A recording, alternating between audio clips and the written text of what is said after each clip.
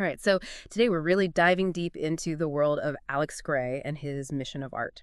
Okay. And we've got some excerpts from his book along with a few of his artworks that you've provided. Right. And I really want to unpack this whole concept of deeply seeing. Yeah. How does it influence how art is created and even how we as viewers experience art? Well, it's interesting about Gray's perspective is that I think he challenges us to move beyond just passive observation when we're engaging with art. Yeah. He's advocating for a more active, almost an immersive way of seeing that pierces through the superficial and connects us to the profound meanings that are embedded in the artwork. He starts his book with this quote by Oscar Wilde, and I love this quote. He says, "One does not see anything until one sees its beauty." Right. And it suggests that, beauty isn't this inherent quality that just resides in an object, but rather something we discover through our own unique perception.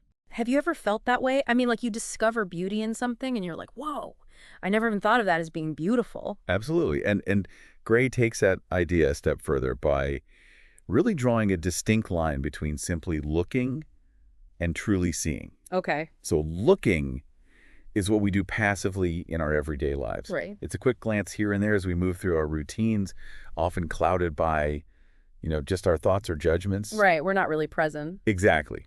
Seeing, on the other hand, demands our full attention. Okay. It's a conscious choice to connect with the subject before us and uncover the meaning it holds. It's so true. He actually shares a really powerful story in his book about a car accident he experienced. Right. And he describes how, his initial reaction was pure shock, taking in these really jarring visuals of the scene, the wrecked car, the scattered debris. Right. But then a wave of relief washes over him as he realizes his wife and daughter are safe. And he talks about how it was in that moment, amidst all the chaos that he describes, experiencing this clarity, as if the accident had stripped away these layers of his ego, silencing that, constant mental chatter that we all have going on. Right.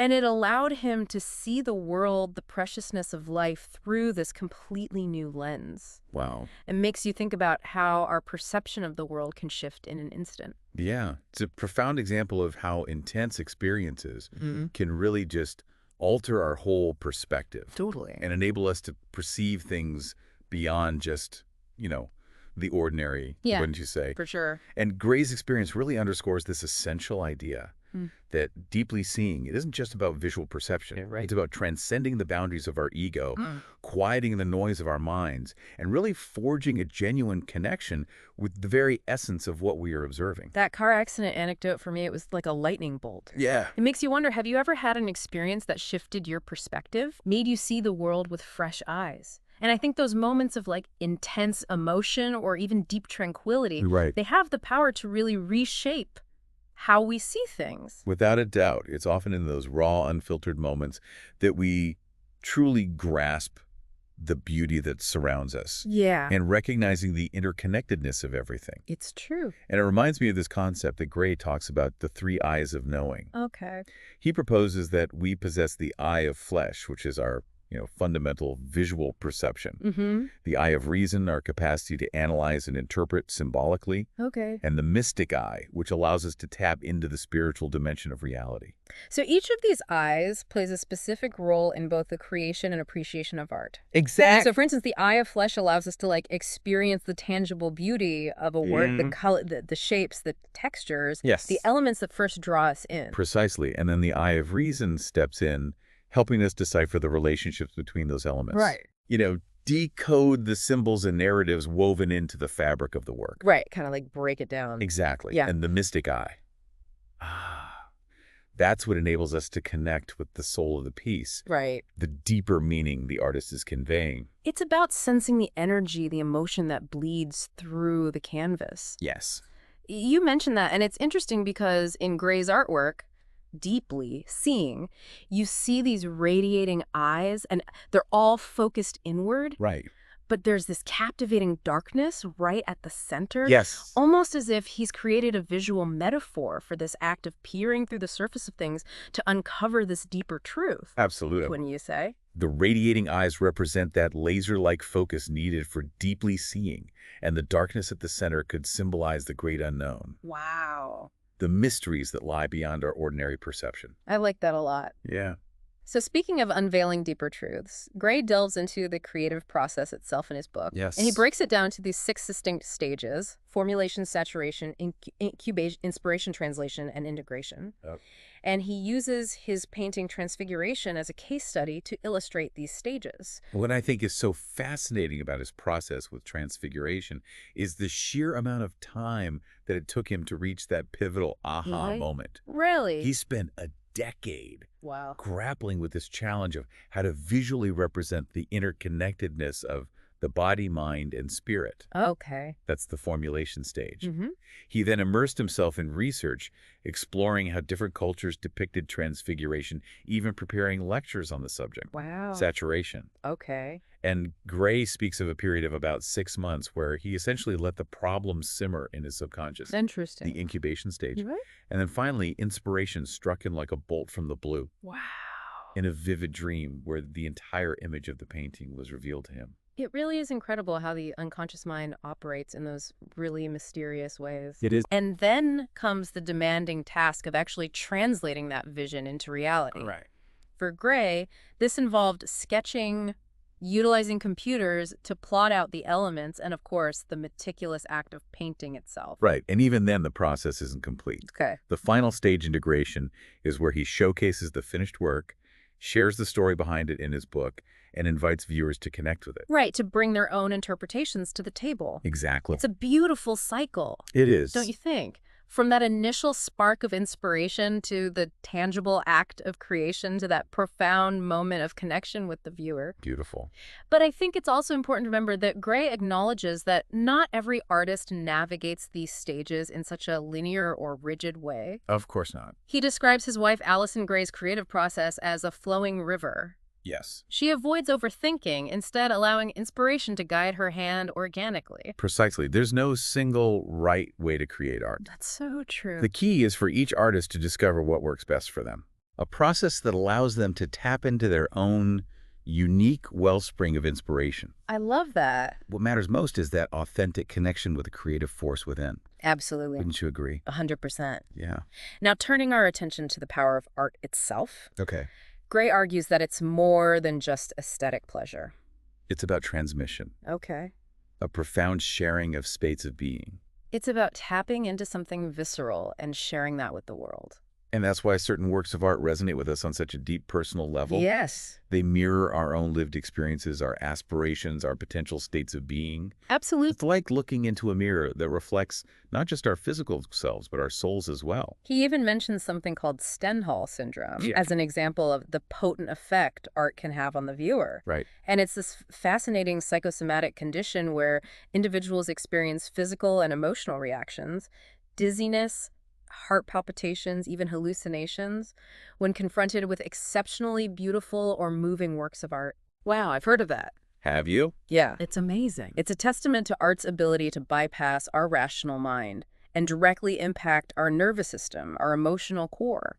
It's true, because sometimes you look at a work and you can't even explain why it's affecting you that way. Right. And that reminds me of your experience with Michelangelo's work. Oh, yes. Specifically staring at his fresco, The Last Judgment, for hours. Hours. And you mentioned how it evoked this profound sense of timelessness. Yes. As if you were transported beyond the confines of everyday reality. It was awe-inspiring. It's what Gray refers to as chronicide. Yes. The power of art to extinguish our usual perception of time, allowing us to connect with something eternal, something that transcends our limited human experience. It's like stepping outside of time itself. It makes you wonder then, what exactly is the artist's mission? It's a good question. What drives them to create, to share these pieces of themselves with the world? Gray believes that an artist's mission is to transcend both the allure of the market and the constraints of the ego. Okay. It's about staying true to one's inner vision, regardless of those external pressures or the desire for fame or fortune. Right, because that can be so seductive in the art world. It can be, Right. but it's about creating from a place of pure, unadulterated passion. He outlines these 3 tiers of success for artists. He does. And the most important, he argues, is fulfilling one's inspiration, creating the work that your soul demands. Yes. Even if it never gains recognition from the outside world. Yes. The second tier is receiving positive feedback from trusted friends and peers, those whose opinions you value. Right.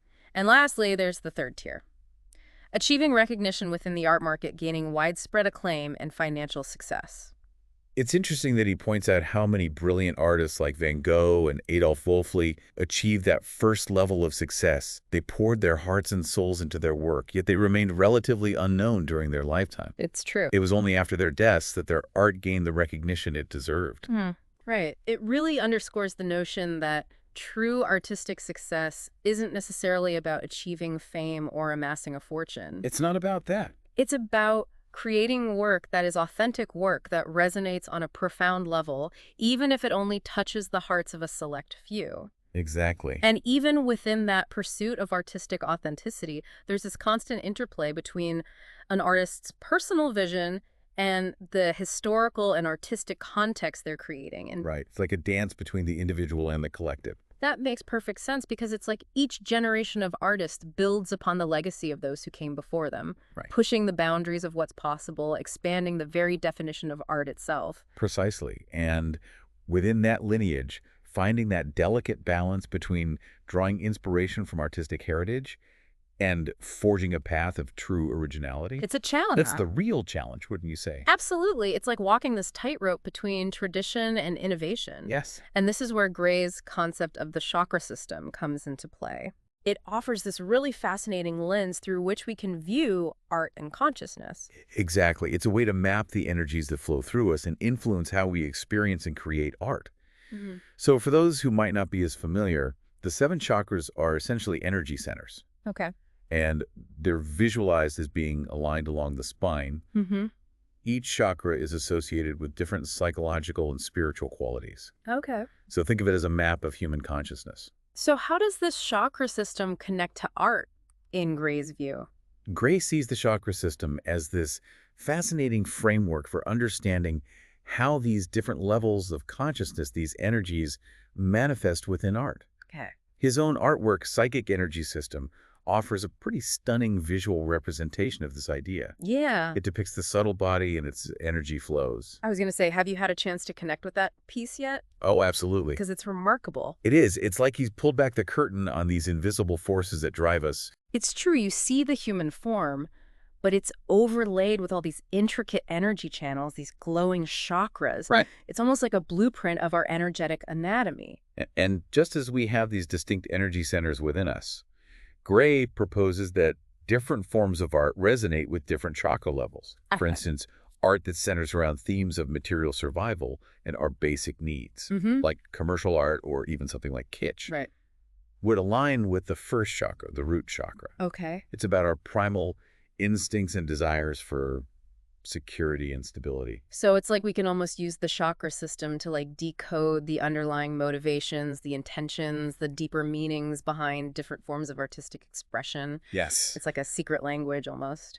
And as we move up through the chakras, we encounter art that expresses progressively higher levels of consciousness. Okay. For example, art driven by raw, unfiltered emotions and primal desires, think expressionism, fauvism, or even pornography, Okay. would resonate with the second chakra, the sacral chakra. It's the seat of our creativity, our passions, our sensual experiences. So if we move up to the third chakra, the solar plexus chakra, what kind of art aligns with that energy center? Art that emphasizes logic, intellect, and control would fall into this category. Okay. Think about movements like minimalism or conceptual art, Okay. where there's often a focus on structure, order, and intellectual engagement, rather than overt emotional expression. So each chakra kind of represents a different facet of the human experience. Yes. And art is reflecting those facets back to us. Reflecting it back. It's interesting to consider then what that means about the art that we're personally drawn to. That is a good question. Like what would Gray say about our personal tastes and preferences? Like our preferences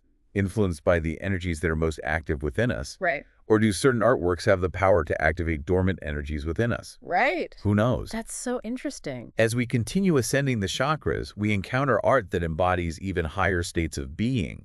For example, works that express love, compassion, and connection, like the art of Mary Katakovitz or Sue Ko, Okay. resonate with the fourth chakra, the heart chakra. Okay. These pieces invite us to open our hearts to feel deeply, to connect with our shared humanity. It's amazing to think that artists can tap into these subtle energies and transmit them through their work. It is pretty incredible. So then what about art that embodies a sense of like divine mission or spiritual calling? That would align with the fifth chakra, the throat chakra, the center of expression and purpose. Think of Michelangelo's David, or the powerful presence of Asian bodhisattva sculptures. Right. They radiate this sense of being driven by a force greater than themselves, Wow, yeah. a sense of purpose and destiny. It's giving me chills just thinking about it. Right. And speaking of chills, Gray talks a lot about the third eye, the sixth chakra. Yes. What kind of art resonates with that level of consciousness? Art that emerges from that space of visions, archetypal imagery, and mystical experiences would align with the sixth chakra. However, think Hildegard von Bingen's illuminated manuscripts, Michelangelo's breathtaking frescoes, or the visionary works of William Blake. Wow. They offer us glimpses into other realms, challenging our perception of reality and expanding our awareness of what's possible. And lastly, we have the crown chakra, the seventh chakra. Yes, the crown. What kind of artistic expression reflects that ultimate state of unity and connection? Art that aspires to convey unity, transcendental connection. The merging of the self with the divine, it's the domain of the crown chakra. Okay. Mandalas with their intricate patterns reflecting the interconnectedness of all things, Right. as well as Taoist and Zen Buddhist paintings which often depict serene landscapes or enlightened beings, Right. all point towards that ultimate state of oneness. This is blowing my mind. It's as if Gray is providing us with this incredible key, this framework It is a framework. for understanding the vast spectrum of human consciousness as reflected through art. Right. And it's like I'm starting to see art everywhere now through this new lens. And that brings us to the mystic eye, Okay. what Gray considers the ultimate way of seeing.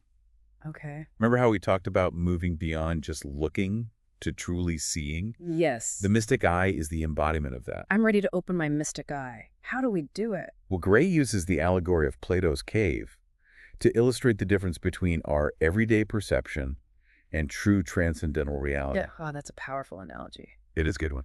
Refresh my memory. How does Plato's cave work again? Okay, so imagine a group of prisoners who have lived their entire lives chained inside a cave, Okay. facing a blank wall. Okay. They've never seen the outside world. Right. Behind them burns a fire, and between the fire and the prisoners, there's a walkway where puppeteers cast shadows on the wall. Okay. I'm with you. So the prisoners can only see the shadows, Right. and they believe those shadows are reality. That's their reality, the limited perception of the world that's projected onto the cave wall. Exactly. But what happens if one of the prisoners escapes from the cave and steps out into the sunlight? He'd be blinded by the light at first, but then he'd start to see the world as it truly is. Exactly. He'd see the sun, the sky, the trees. Yeah. He'd realize that the shadows were just pale imitations of a much greater reality. And that's what the mystic eye is all about. Wow. Breaking free from the confines of our limited everyday perception and awakening to that greater reality. It's about recognizing the interconnectedness of all things, the divine essence that permeates both the mundane and the spiritual. Yes. It's about seeing the world and the art that reflects it Right. through a lens of wonder and awe, like a child seeing things for the first time. Precisely. This is so profound. It is. It's like Gray is challenging us to approach art and life itself with our whole being, our intellect, our emotions, our spirit. Well, It's about opening ourselves up to the possibility of experiencing something truly transformative. and he emphasizes a key concept here. Art as a holon.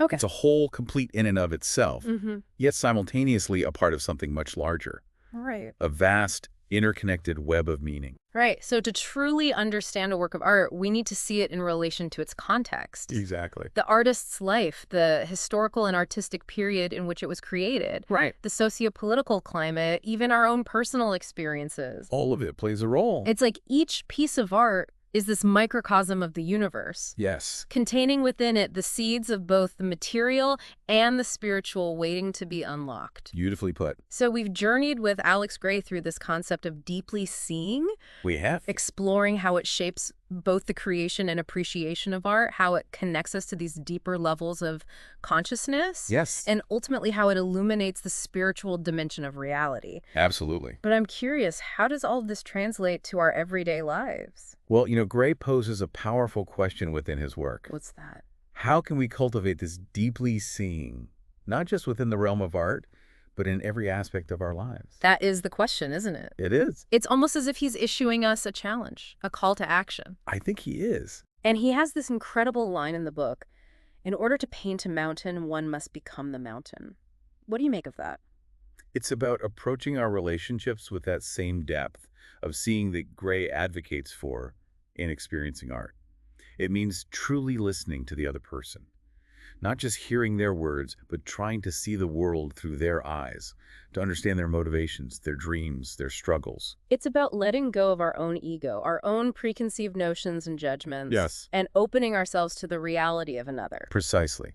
It's about cultivating empathy and compassion, about finding that deeper connection that transcends the superficial and touches the very core of our shared humanity. It's about recognizing the mountain within each of us. Exactly. This is powerful stuff. It is. Like, Gray's ideas about art are actually a blueprint for living a richer, more meaningful life. I love how you put that art at its core is about connection to ourselves, to each other, to something larger than ourselves. And by nurturing that sense of connection, we open ourselves to the possibility of transforming not just our own lives, but the world around us. This has been such an eye-opening conversation. You've done a brilliant job of unpacking these really profound concepts and making them feel so relevant to our everyday lives. It's been a pleasure diving into this with you. Before we wrap up, I want to circle back to something you said earlier, this idea of cultivating deeply seeing in everything we do. It's a beautiful aspiration, but honestly, it feels a bit daunting too. Where do we even begin?